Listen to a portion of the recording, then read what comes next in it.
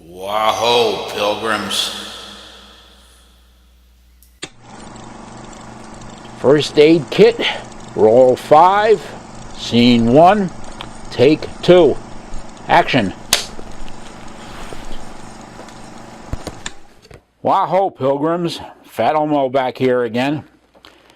We're going to do another installment over first aid kits. This time, much more comprehensive first aid kit than the little emergency one that we had.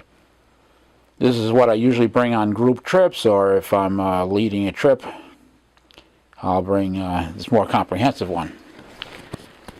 As you can see,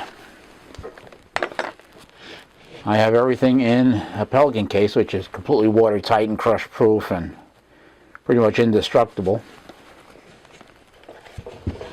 I have a locking carabiner on the handle, so I can just tie this into the belt without it getting away if something does happen. Inside, there's a whole bunch of first aid stuff. Now you can have all this equipment, but if you don't know how to use it, it doesn't do you much good. So it's always good to take a first aid course, advanced first aid course, or a wilderness first aid course, just to make sure that you know what you're doing with all this equipment in case of a medical emergency. Well, the first thing I have here, usually up on top, is my micro shield, which is a mouth barrier in case you have to perform CPR on anyone. This way you don't get their puke and what other bodily fluids that they're belching up into your mouth while you're doing CPR. Inside, they supply a little alcohol wipe and a pair of latex gloves. I usually have that on top of my first aid kit. Then, as we proceed to take things out, make some room here, I have this wound seal powder, which is supposed to stop the bleeding instantaneously. I have never tried it yet, but it's supposed to work. So then I have a little box of Band-Aid butterfly closures.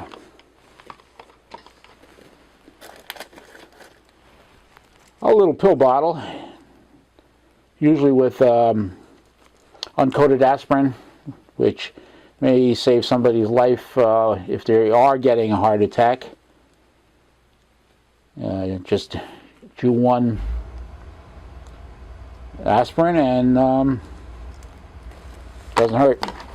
It might save somebody's life. Now you may wonder why I have a Betty Crocker decorating white gel tube of icing in my first aid kit.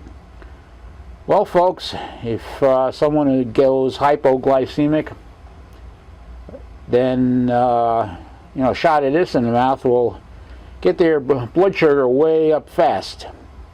So if diabetes, or someone on the trip has diabetes and they do have problems with their sugar level, like I said, a shot of this stuff works great.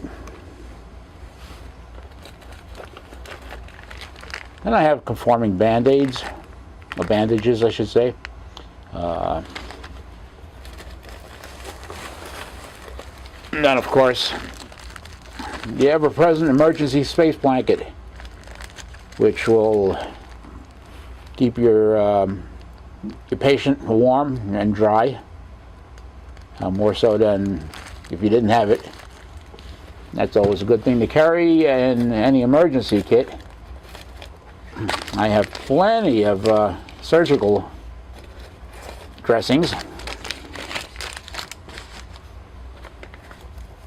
Also have a pair of latex gloves, which you always want to wear if the person is leaking somewhere out of their person. Some more gauze, roll band-aids, bandages, more of those. Believe it or not, if you have a dental problem, let's say a toothache, this is probably something like oil of clove But this is a little toothache kit, so you can just alleviate some of the pain of a toothache until you get yourself to a dentist, unless you perform an extraction with a Z-Drag, which we'll get to a little bit in the future.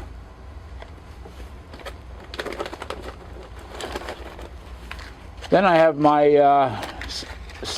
vacuum sealed bandage packet.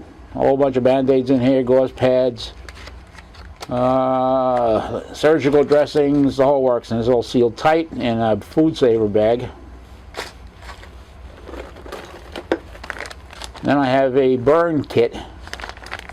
Basically, it's second skin, some rolled up gauze, aloe gel, ibuprofen for the pain, antibacterial ointment,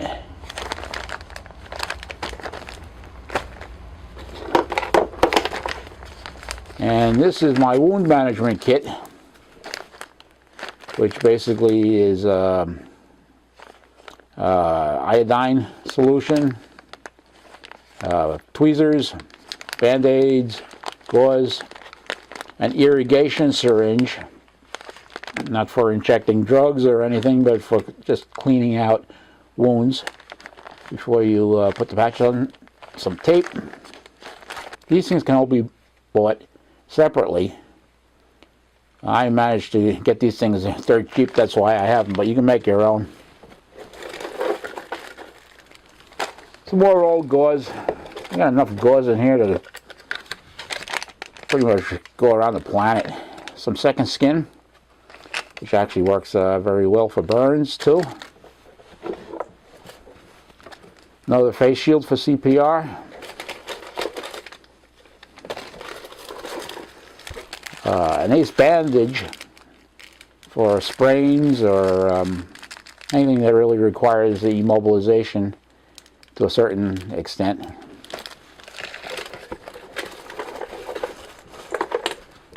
And that's some Cord-Aid, which is a hydrocortisone anti-itch cream. If you get a sting bite or something, I carry a little flashlight with me. These are always good to have. See what you're doing in the dark. Some more gauze pads.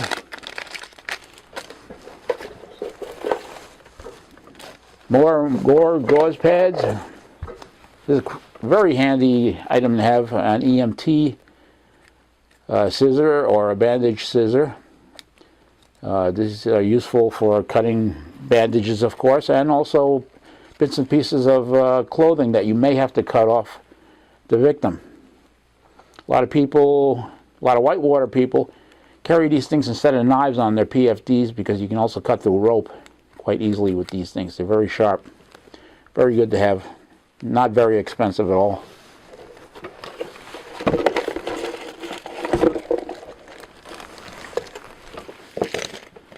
Next comes a pair of tick tweezers. Very fine tweezers to pick ticks off you if you do happen to find them on you, so you don't want to come down with any Lyme's disease or Rocky Mountain spotted fever. Some Benadryl cream, which is basically probably the same stuff as this. It's an anti-itch cream, antihistamine. I have a digital thermometer. Check for fever. A whole bunch of band-aids. I got band-aids all over the place too. Wooden tongue depressors. I don't know why I have 3, but I throw them in anyway.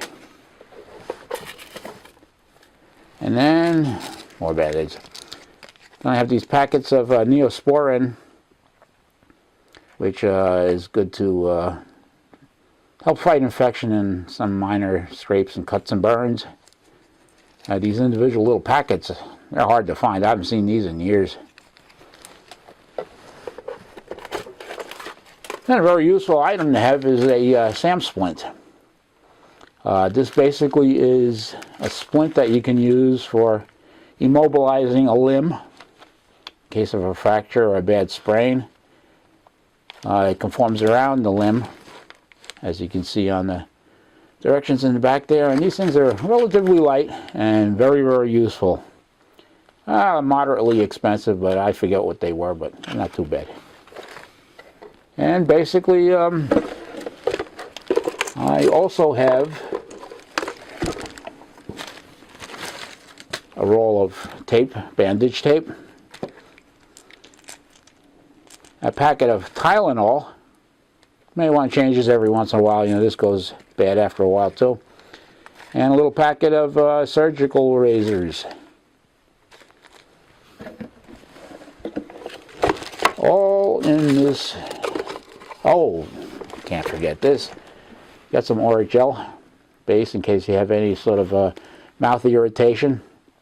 You can slap that on there and alleviate the discomfort a little bit.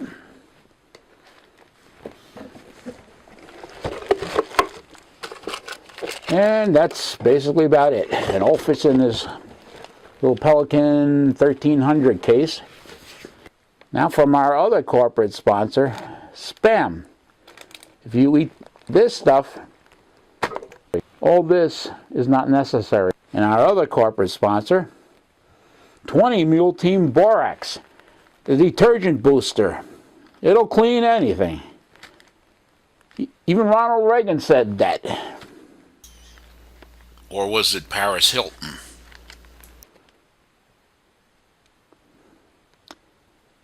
So until next time, this is Fat Elmo wishing you well